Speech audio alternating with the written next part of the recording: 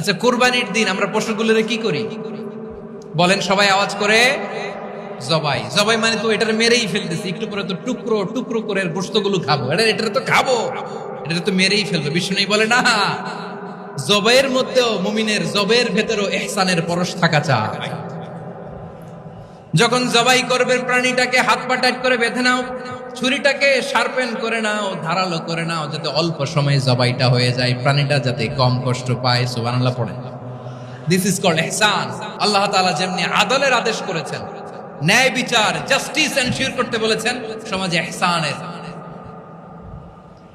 ব্যবহার, ইহসানের অনুশীলন তিনি করতে বলেছেন। এজন্য মুমিনের প্রতিটি কাজে, আমার চট্টগ্রামের ভাইরা আমার দিকে তাকান, খেয়াল করে শুনুন, মুমিন জীবনের প্রতিটি কাজে ইহসানের পরশ থাকা চাই।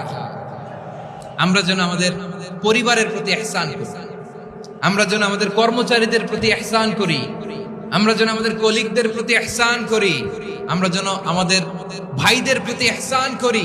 মুমিন জীবনের প্রতি কাজে ইহসানের পরশ থাকার দরকার আছে না নাই?